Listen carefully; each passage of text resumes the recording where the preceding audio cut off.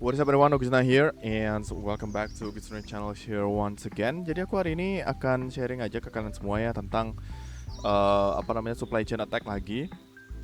Yang kemarin kita sudah sempat mencoba untuk yang kemarin sempat kita bahas yang dimana Laravel translations itu juga sempat kena juga, dan hari ini kita ngelihat lagi yang kena adalah Laravel lang gitu ya guys ya.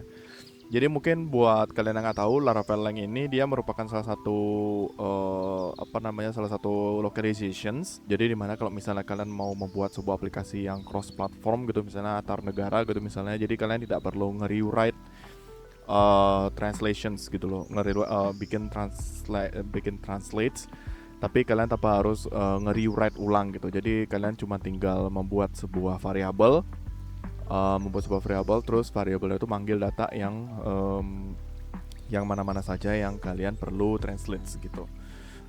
Jadi Laravel lang ini cukup berguna juga untuk teman-teman yang pengen misalnya aplikasinya sudah mendunia gitu misalnya, atau nggak banyak orang yang sudah make, especially customer yang mungkin menggunakan bahasa lain selain bahasa Inggris, atau mungkin ada bahasa Indonesianya, kalian bisa pakai ini sebenarnya. Nah, kemarin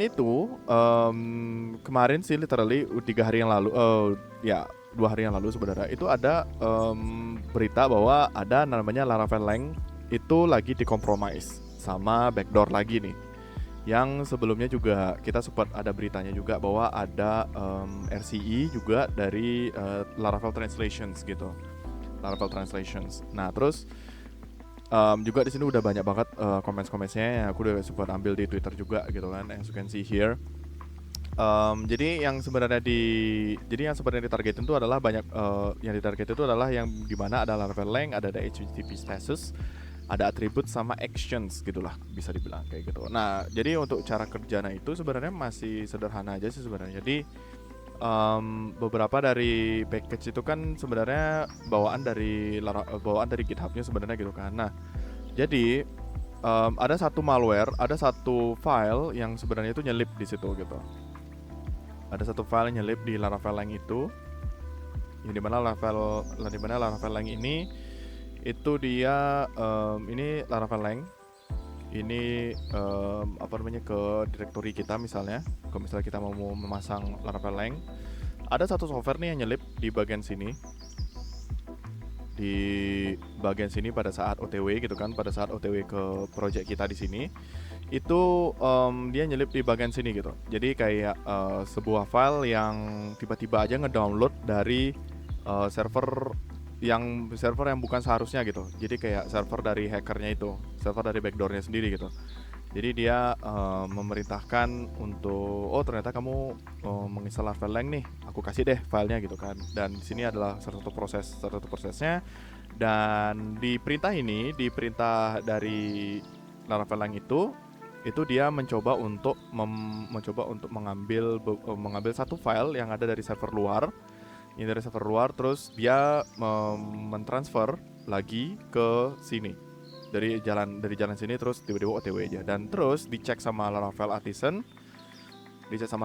dan ternyata itu adalah file dari Laravel lang-nya itu sendiri gitu. Nah, jadi dan ternyata terverifikasi, dan pada saat kita cek itu ternyata adalah backdoor gitu.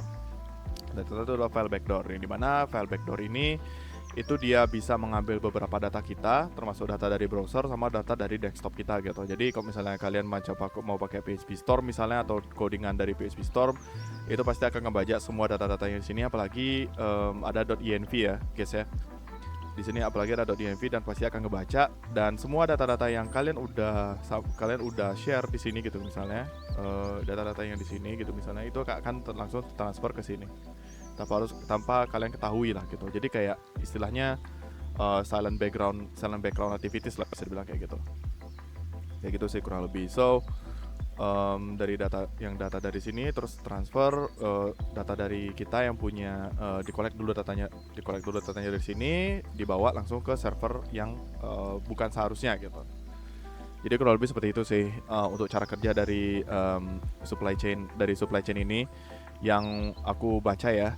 dari artikel dari socket.dev tadi sebenarnya aku baca. Nah, ini cryptocurrency once again. Ini juga sama PC kita juga bakalan dijadiin tempat mining untuk cryptocurrencies dari dari BTC-nya, dari servernya itu juga.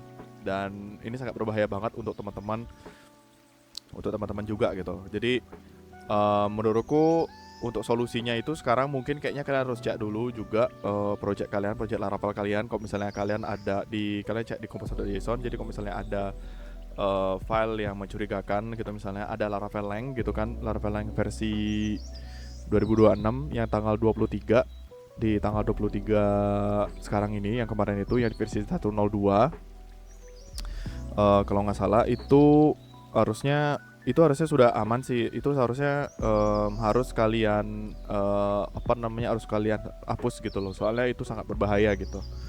Dan kemungkinan besar, dan walaupun memang versi sekarang masih belum ada update-annya. Dan kalau misalnya kita cek di release notes, ini edit special last modified-nya tanggal 5 Juni 2024 gitu by the way. Jadi udah mau setahun lalu. Kalau misalnya kita cek di Laravel Lang, as you can see here, localization, repositories-nya, ini Lang, ini updated 3 hours ago sih, updated 3 jam yang lalu. Jadi mungkin belum ada versi rilisnya. Oh ya, ini sekarang sudah versi 15 ya guys ya. Versi 15 sekarang, itu yang versi 2 sih sebenarnya yang kena efek. Dan menurutku, bentar, let's see, versi yang 15 yang 29 di tanggal 23. Ini sekarang bulan Mei, bulan 5. Tanggal 23 ini yang tadi sih. Ini yang paling menurutku paling krusial ya buat kalian ya. Ini versi 15.29 yang dimana sekarang sudah diupdate ke versi 15.30. Jadi menurutku kalian harus update untuk Laravel Lang-nya. Untuk Laravel Lang-nya kalian harus update juga. Terus yang tools-tools yang lain misalnya seperti Laravel Lang, terus ada HTTP statuses, attribute sama actions, itu juga kalian harus update juga sekarang gitu menurutku, karena supaya nanti project kalian atau apapun itu tidak diambil data kepentingannya ke server yang lain gitu sih kurang lebih.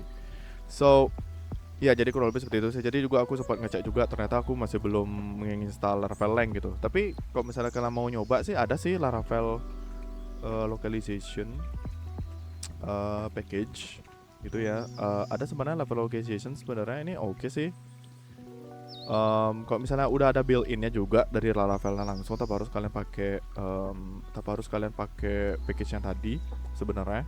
Dan juga udah ada versi Laravel langsung gitu. Jadi kalian cuma tinggal pakai doang gitu. Tinggal cara makainya aja, soalnya udah ada di documentations seperti apa gitu kan. Jadi tinggal ya kurang lebih seperti itu sih. So di sini juga ada Laravel localization, ada dari MC Mara juga yang bisa kalian pakai juga.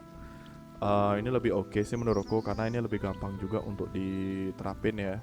Ini dia pakai set lokal, tergantung dari lokalnya kalian pakai. Sebenarnya itu sudah oke banget sih menurutku. So ya, jadi mungkin seperti itu sih yang bisa aku share ke kalian semua ya. Tetap waspada juga untuk teman-teman, dan terus mengikuti updatean dari security dari package kalian gitu kan. Soalnya takutnya nanti diam-diam data kalian hilang gitu. Takutnya sih seperti itu sih. So pokoknya tetap waspada aja sih untuk teman-teman. So thank you guys teman-teman semuanya, and I will see you guys in the next episode. Bye bye.